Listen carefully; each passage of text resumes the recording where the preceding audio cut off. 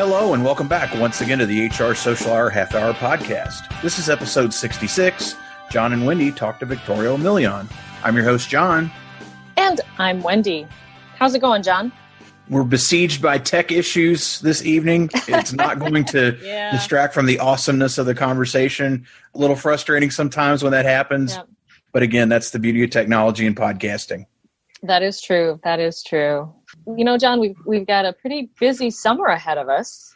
We do. Before we get too far, I do want to appreciate that our good friends at CareerArc are sponsoring this episode as well. Yes, thank you, CareerArc. Returning sponsor, awesome people. We love you, CareerArc, and shout out to them as we get going. Yes, we'll see you we'll see them in June. We will. Yes. But yeah, it's going to be a busy summer, and you mentioned that. I wanted to talk briefly about HR Florida. We made the announcement a couple episodes ago that we would be in attendance, and we are, again, very excited to take part in that conference and be part of the conversation there. One of the things that they do that's really cool is they have a 5K walk, run event Sunday evening of their conference. And this year, the charity that they have is the American Society to Prevent Suicide. And that is a cause very near and dear to my heart. Contacted you a little earlier and said, hey, Wendy, why don't we put together a team? And you were kind enough to say yes. So the HR Social Hour will have a 5K team. And we're going to be soliciting donations. We would appreciate if you can help us in that. That would be awesome. If you're attending HR Florida and you're not on one of the chapter teams, sign up. We will more than likely have T-shirts and represent as we like to do.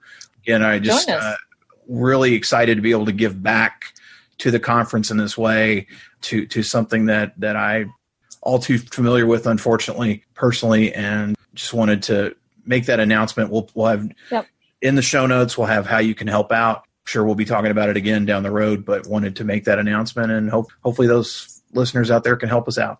Yeah, and trust us, we will not be going for a special time in our 5K. Not at all. Our goal will be to finish. That's right. That's right. And that's it. So please, join us for a nice 5K stroll through whatever they have for the route. I'm looking forward to it.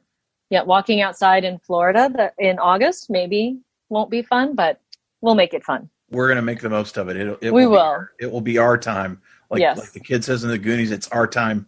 Well, it's our time down here. It is. We're in Florida. We're down there.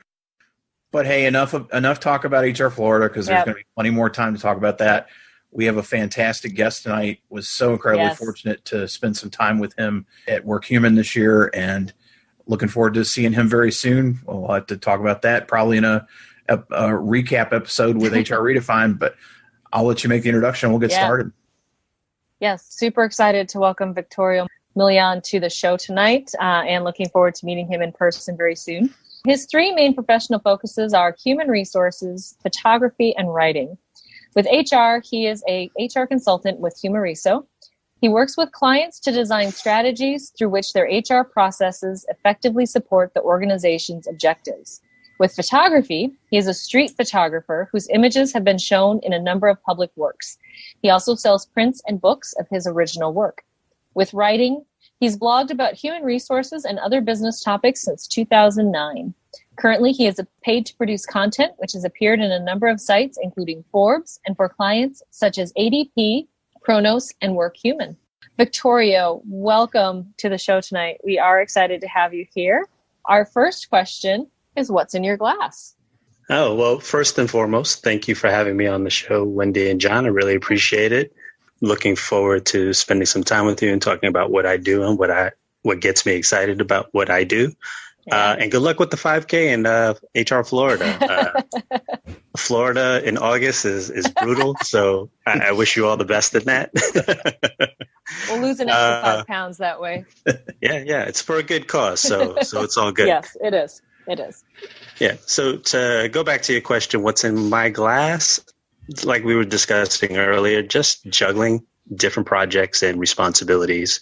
As you outlined, I have three main kind of professional areas that I work within: HR, photography, as well as writing.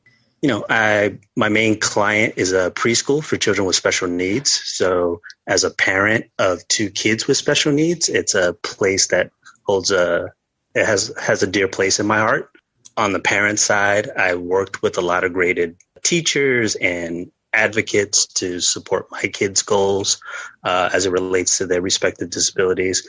And now I'm on the administrator side. So I get to help the organization be the best it could be in order to support those kids and those families. So that's been a wonderful experience for me. And really just trying to up my game overall in terms of what it means to be an HR professional, talking about ethics, leadership, making hard decisions as it relates to the type of workplaces we want, the people we want to be, the leaders we want to be, things like that. That's kind of the long and short of it. Well, let's turn the clock back a little bit, Victorio. As I mentioned, I had a chance to visit with you a bit, but I don't know a lot about your history when it comes to HR. How exactly did you get started in the field? And then how did you end up joining forces with John Baldino? Most of my experience out of high school was in retail. So, I started as a stock associate, became a sales associate, worked my way up into management. In retail, obviously, it's about the individuals you have on the sales floor that really make or break your business. And so I had an opportunity to join a major recruitment project in 2005. And from there, that led to an opportunity to become a store HR manager. So I was responsible for the HR functions for a $30 million, 500 plus employee store here in New York City. It was my first ever experience with the full scope of human resources work. Luckily, I had good mentors. I had good people on my side that showed me the ropes, and I really had a knack for it. And from there, I wound up doing a number of different projects, working in a number of different capacities throughout my HR career, mostly in retails, then shifting over to restaurants later on. And then at a point around 2013 is when, I was kind of in between jobs. I was looking for a place to land that would be solid and really kind of help me move to the next step of my HR career. And the funny part was John was looking for an HR generalist at the time, and he had sent out a tweet on Twitter asking who in the New York area might be interested in an opportunity. And I don't remember who it was, but somebody else saw the tweet and recommended me.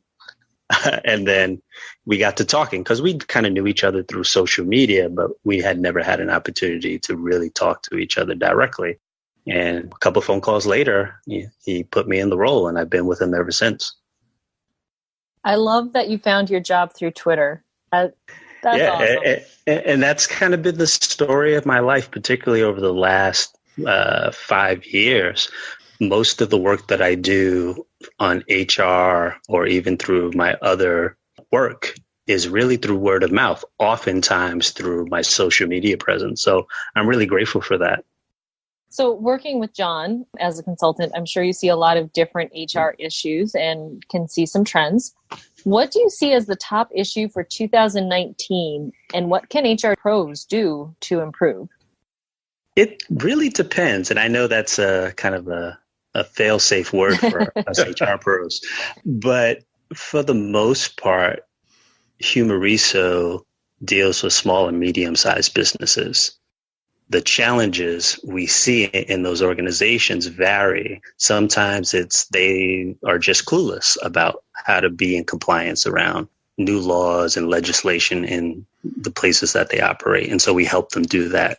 Sometimes they are growing really fast and they're adding headcount and they need help managing that, but then also easing some of those growing pains as it relates to, adding talent, finding talent, again, the compliance component, things like that.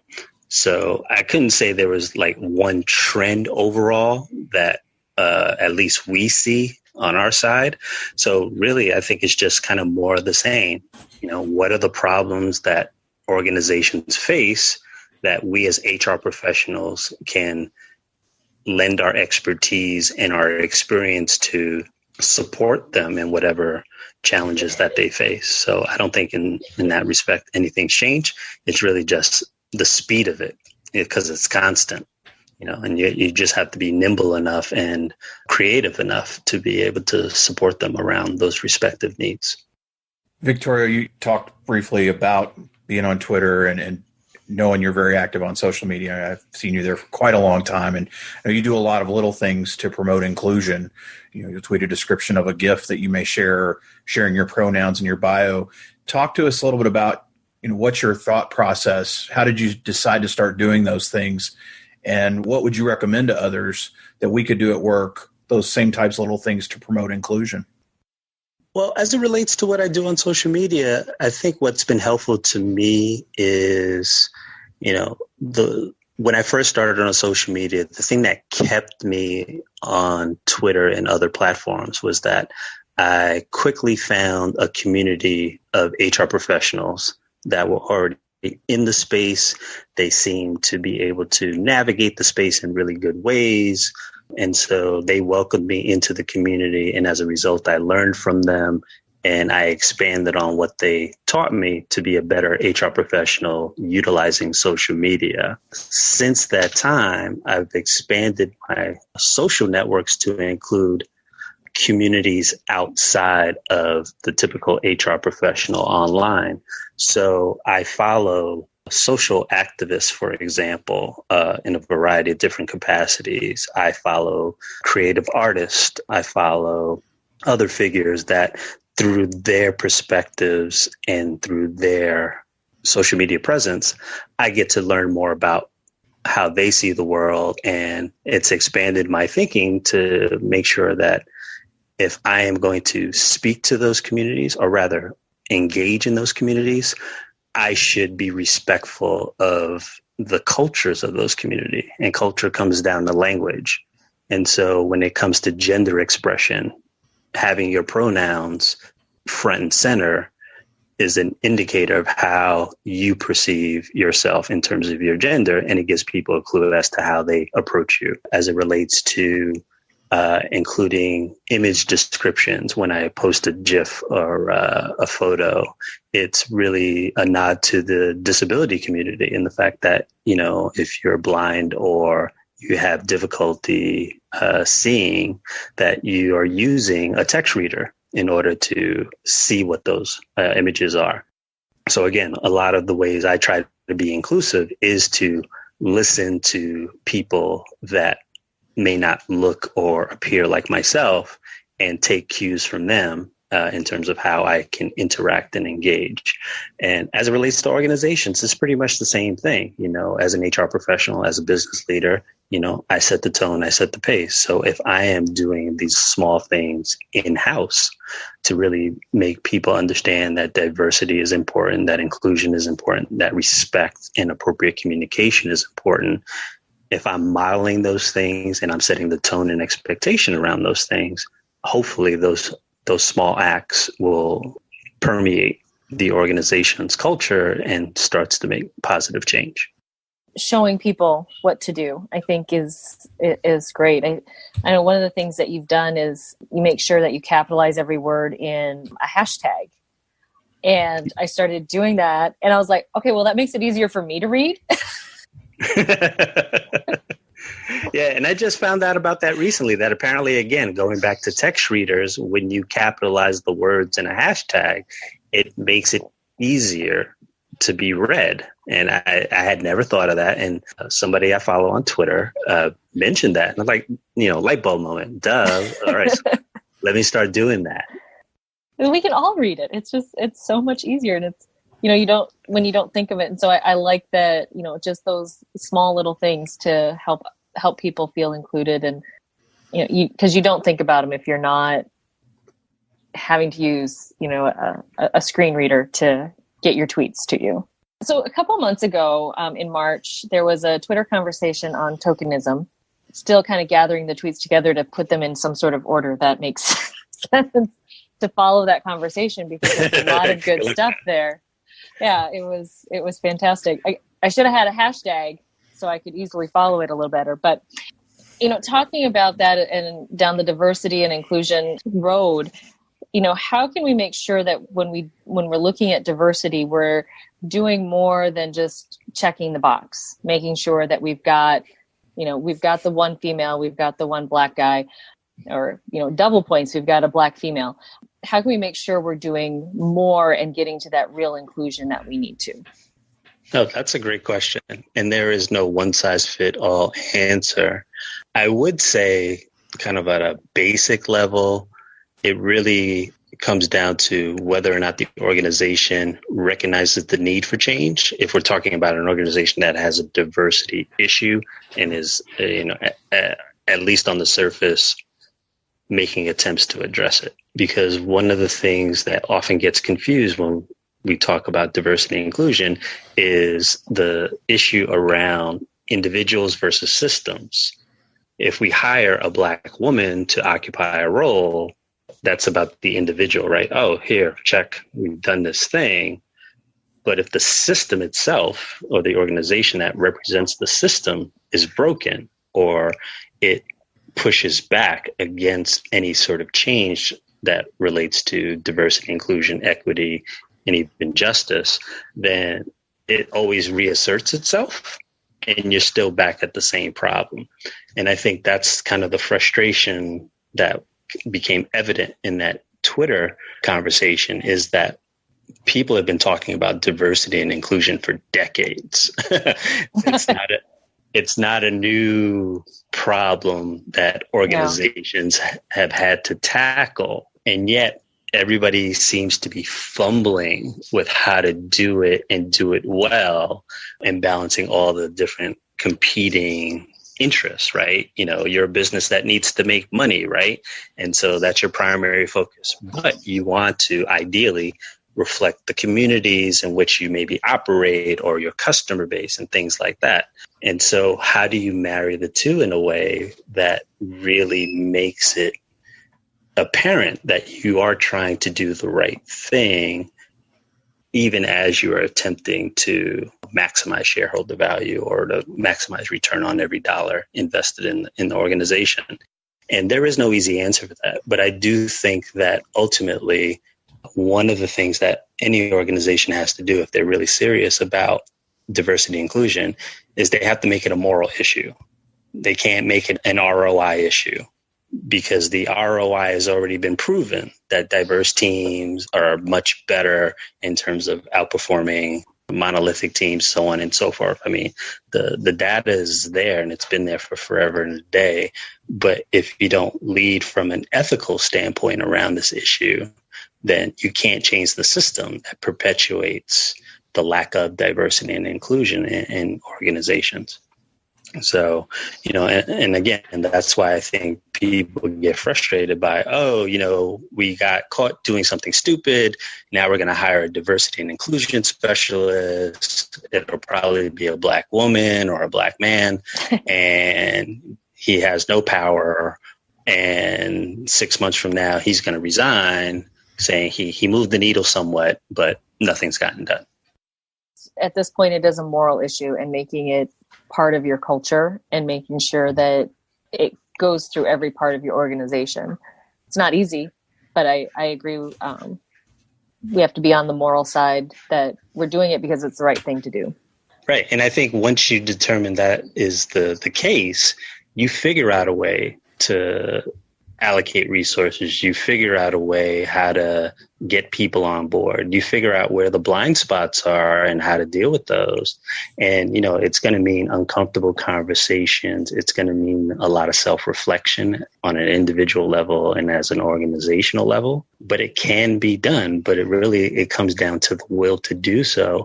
And it becomes even tougher when you're still successful in spite of your lack of diversity. I mean, not to call out Google, but let's look at Google, right? Google's got a huge diversity problem, and they have some of the brightest minds on earth working for the organization, along with a budget that rivals most countries. If anybody could figure out how to really capture the issue around diversity in organizations and tackle it in an effective way where they could show real sustainable improvement in that area, both short term, midterm, and long term, it would be them. Mm-hmm. And yet they're like a lot of other organizations kind of shrugging their shoulders and saying, well, we kind of threw some money at the problem, but we still have, people on our back channels, saying that we're a horrible organization to work at. And there's actually reverse discrimination here. And it's like, really? Can we not do that? Exactly. We're going to take a real quick break and we'll be right back. This episode is being brought to you by CareerArc. Back in March, I had an absolute blast presenting another webinar with my friends at CareerArc. We had 1,700 people register for a talk on Social Recruiting 101, and we were able to connect with so many other viewers afterwards as well. While I've hosted several webinars with them, I wanted to mention that CareerArc is unique in the space, is that they not only power a recruiting solution, but an outplacement solution as well. This type of career transition service that's given to employees affected by changes in an organization, be it acquisitions, layoffs, location moves, those employees that are impacted by this change remain important to a company, and companies want to do what's right and provide those employees assistance to get to their next job faster. That's what CareerArc powers. It's a virtual outplacement solution that's more accessible to all levels of the organization. So whether you're entry level, senior level, blue collar, white collar, everybody and everything in between, you can even get your resume reviewed by an experienced coach, video chat or text chat, and then even work with a video coach on demand at your convenience and on your time. So after the show, go over to CareerArc.com, check out a webinar or two, check out all the free resources when it comes to employer branding, outplacement, and recruitment. Thanks, CareerArc, for being part of the HR Social Hour half-hour podcast. Now back to the show. Well, Victorio, it is now time for everyone's favorite part of our show, the half-hour question connection. Who was your first professional mentor, and what was the most important or impactful thing you learned from them? As it relates to HR, my first professional mentor was my direct supervisor when I joined the corporate HR office when I was really, again, coming up as a new HR person. I had just been promoted from the store HR position, and I moved into a corporate role because they were rolling out a new time and attendance software program to all the sites across the country. And they needed an HR lead on the project team to roll it out. The HR director at the time, she immediately told me that I needed to up my game as an HR professional. So she pushed me to get my HRCI certification. At the time, I was like, okay. And, when I started reading the body of knowledge, it really helped me open my eyes to the fact that there was still so much about HR that I had to learn. But she was really encouraging. She really pushed me.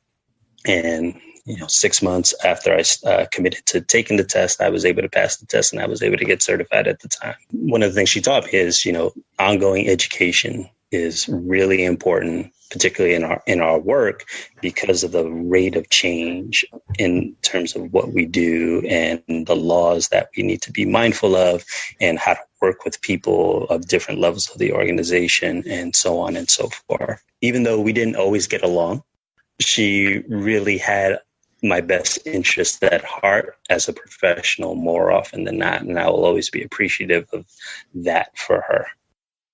Victoria, who's one person you've gained in your network in the last year that you think more people should know? That is hard. Like one person. I don't really think of individuals in that respect. And I know that's kind of strange. I mean, there's people that I like in HR for a lot of different reasons. If I had to pick one in the last year, I would say Jasmine Wilkes, HR Jazzy on Twitter. She brings energy. She brings intelligence. She brings jokes. She's an up and comer, and I have no doubt she is going to be really successful in her HR career because she is, every time I look, she is speaking at a conference. I know she just recently completed her master's. She is involved on a local level in a lot of different chapters and settings around HR. She's not afraid to speak her mind about issues that maybe, if I would have placed myself in her shoes at her stage of her career, I wouldn't have been as clear and as focused in kind of my thinking as she is currently now. I don't see her being anything but even better as she develops in her career. And I was just lucky to happen to meet her briefly last year at SHRM 18 and this past spring at WorkHuman. If you could go back to the start of your career, what's one piece of advice you would give yourself based on what you know now?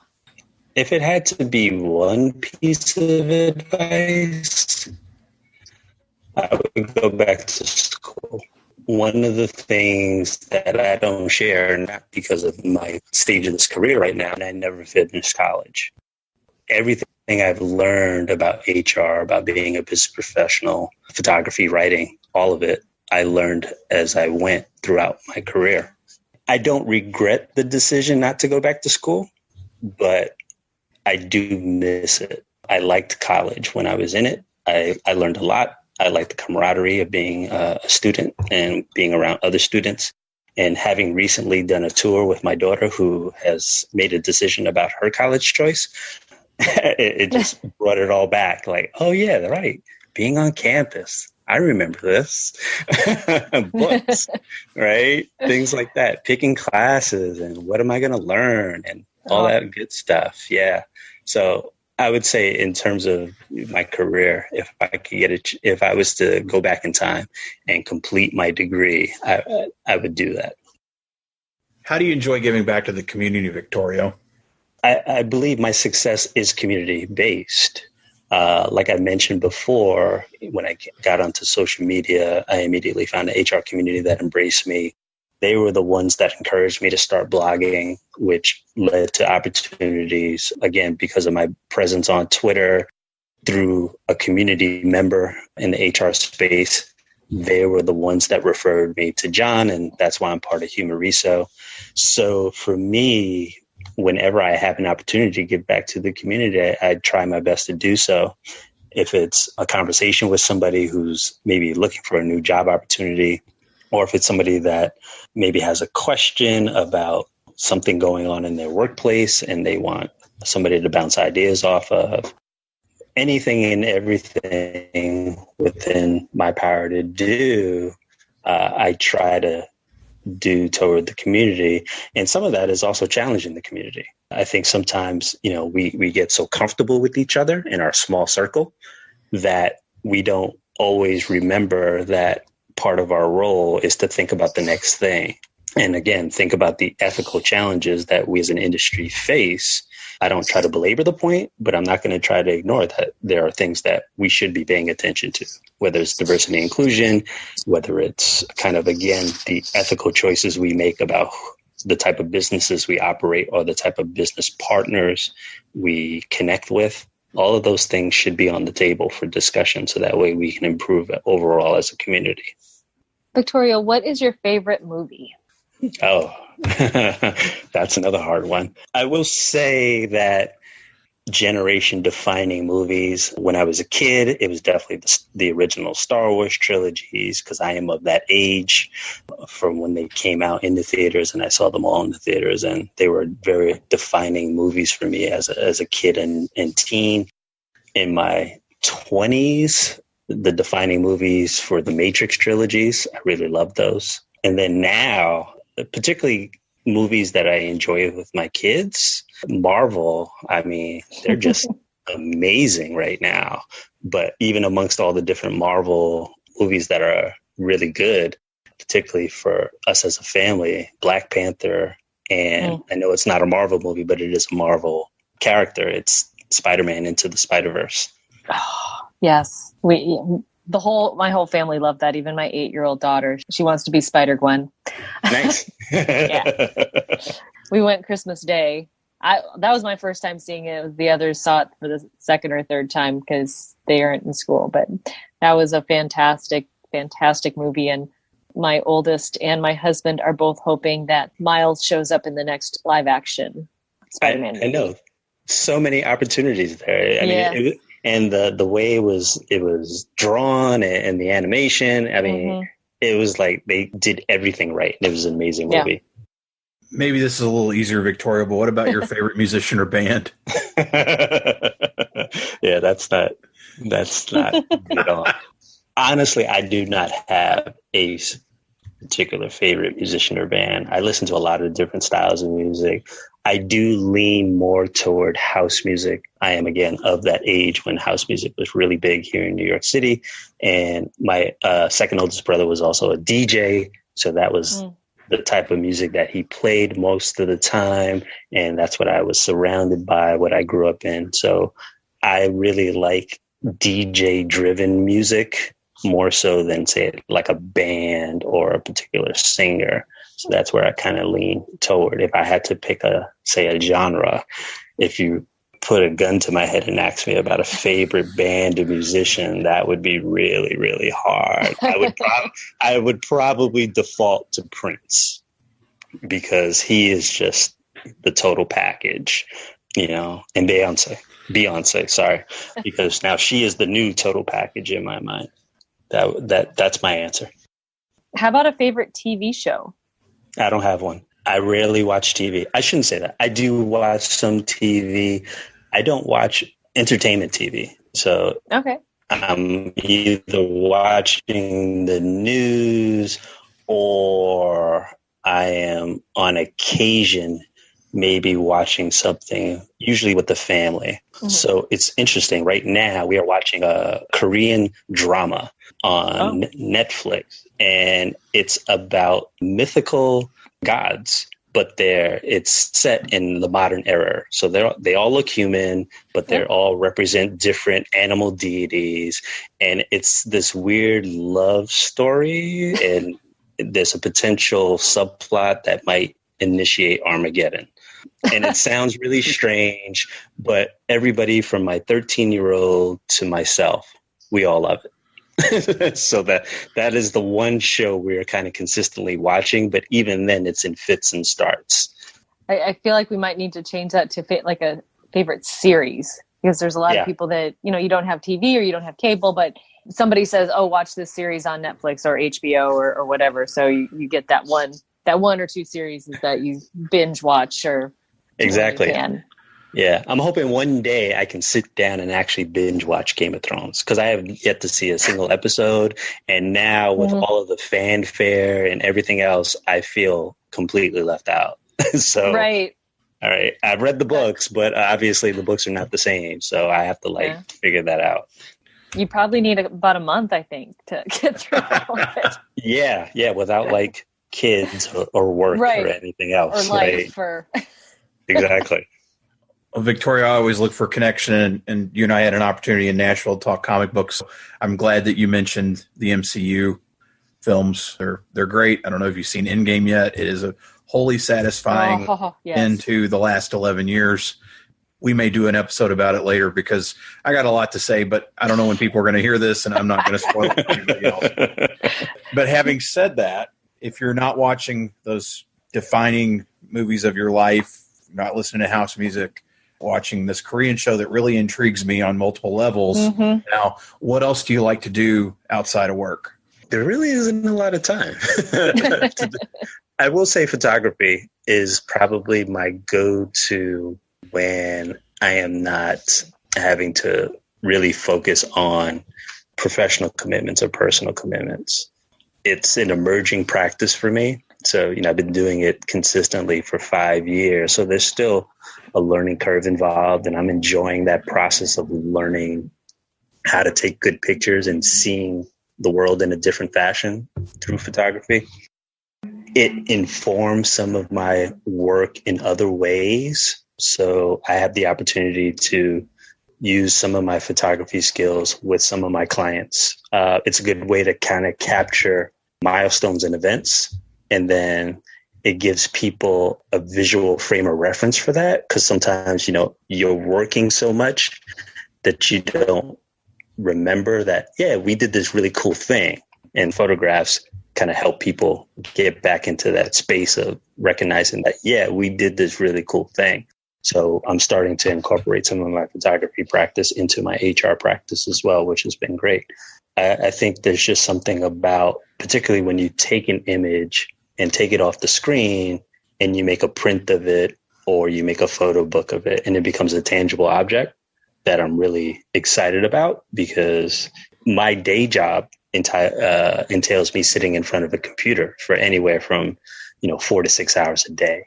And so to do something that results in a tangible object is really satisfying and a nice break from that sort of work.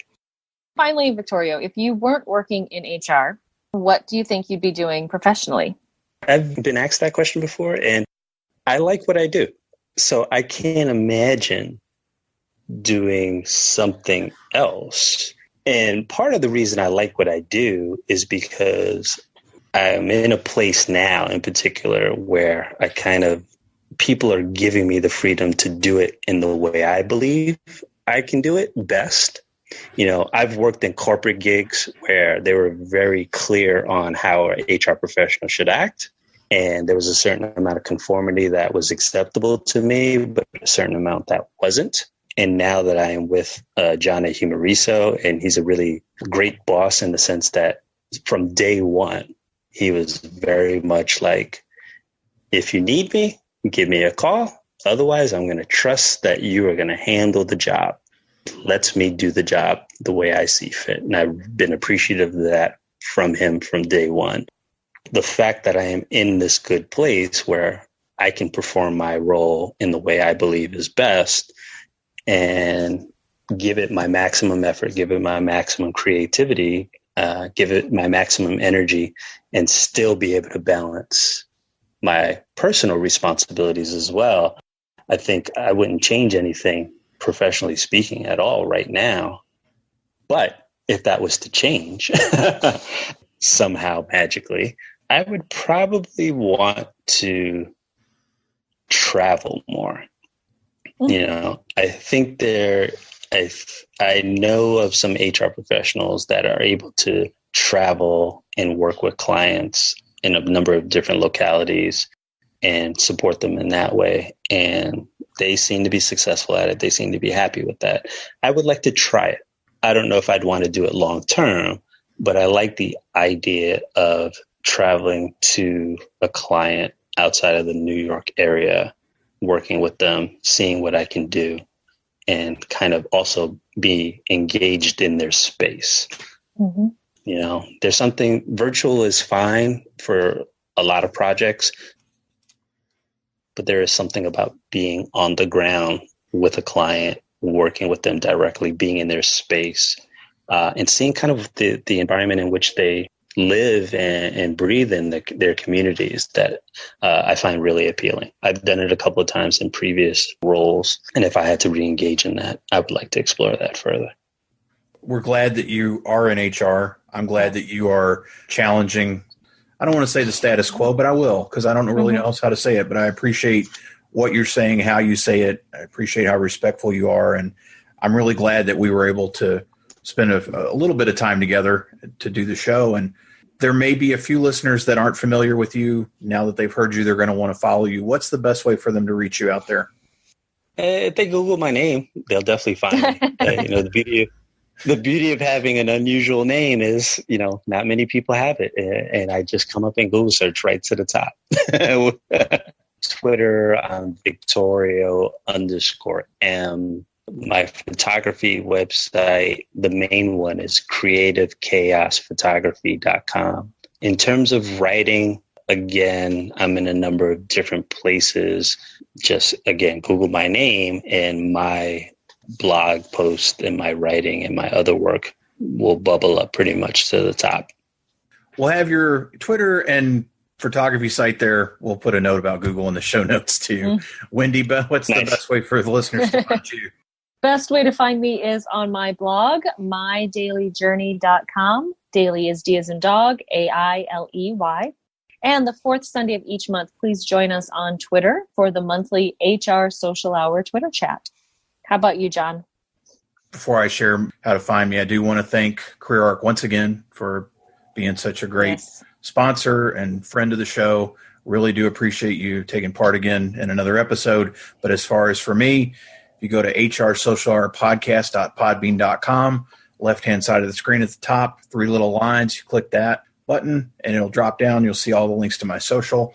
And while you're there, if there's an episode you haven't listened to, you can download directly. You can share, you can review, you can subscribe, you can do all the things that you can do to help us boost our signal. We really do appreciate it. Always say thank you. We'll continue to say thank you. Thanks for being part of our community and again, just continuing to help us build. So Victoria, really appreciate you being with us tonight. So For the HR Social Hour Half Hour Podcast, I'm John. And I'm Wendy. And as always, be sure to connect, give back, and network. Network. Take care, everybody. We'll see you soon.